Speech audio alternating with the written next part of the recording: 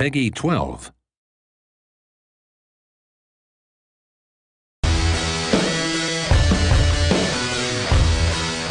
In the next 48 hours, game developer Monolith and parent company Warner Brothers Interactive Entertainment hope to gain new insight into a top-secret, unannounced console-based MOBA game that is entering the final stages of development. They've invited 8 of North America's top professional MOBA players to their Seattle studios to take part in an unprecedented experiment, one that could play a critical role in the success of their game, Guardians of Middle-earth.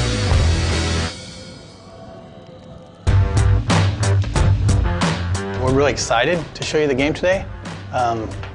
We've been working on this for a while now and been holding back, so you're kind of the first public to be able to see it who are actual hardcore gamers or MOBA players. So we're really excited about that. Before the developers can start collecting feedback, they need to get the pro players up to speed on the game's mechanics and key systems. A couple things we wanted to do was make the matches faster.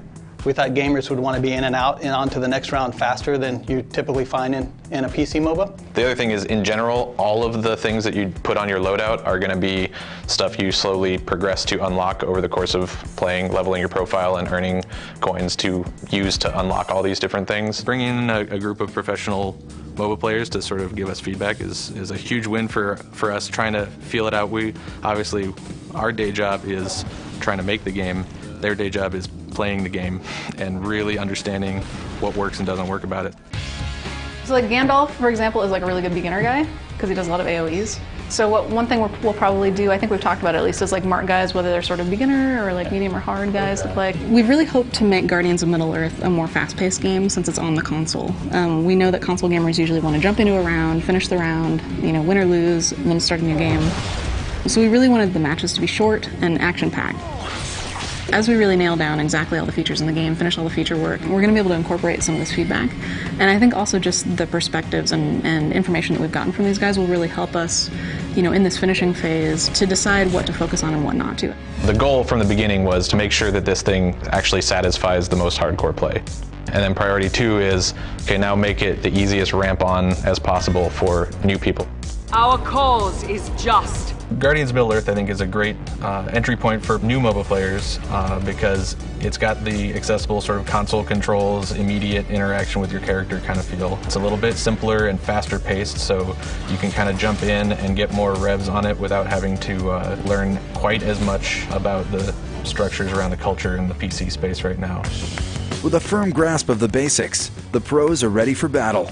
For the developers, this is their first chance to see how professional players react to the game.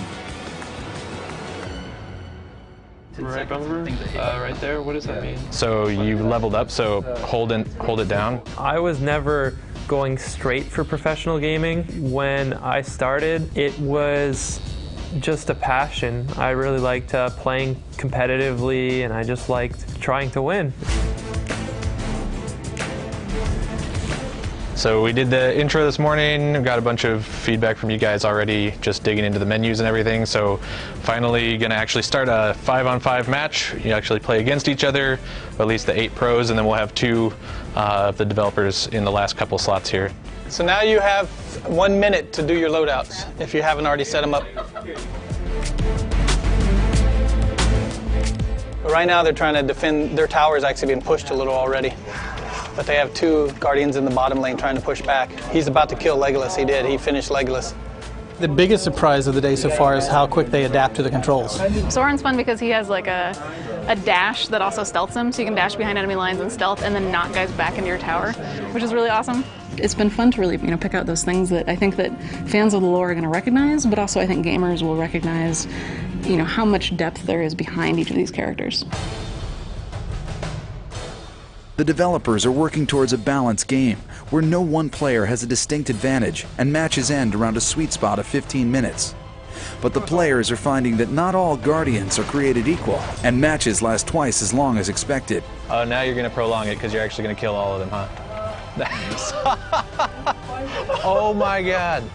That was close. Oh that was my close. god. I think I just 1v5'd them and then killed everybody. I started playing games, well, I wouldn't say professionally, but I started playing games a lot as an escape from reality, I guess, and now it is the reality, so I'm quite happy with that. In the last half hour here playing this, how does it feel for just picking it up? And it's pretty easy picking it up. I mean, I think it takes about 5 minutes to figure out what the skill does, and really you just give it a little bit of thought. You get a really general sense of how the character should be played. I think the biggest struggle for me was like trying to figure out how to use my ultimate as a melee squishy DPS that also has a melee ultimate, where I'm like, oh man, it's AoE, I want to hit as many people as... Oh, I'm dead. It was fun though. Like, if I actually got into range of 5 people and they didn't instantly kill me, then I could deal damage. As the clock winds down on day 1, players meet with the developers to discuss the matches and their recommendations for making the game more balanced and fun to play. It feels like a little too snowbally.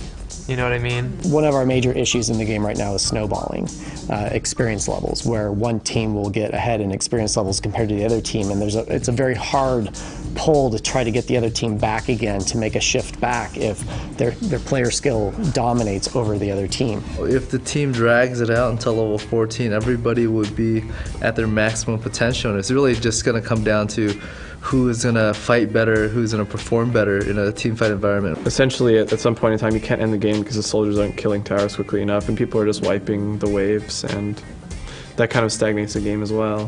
While the players are treated to a team dinner, a dedicated group of developers stays behind to work into the night, implementing the players' suggestions. The team at Monolith only has one chance to impress the pro gamers with a fast turnaround.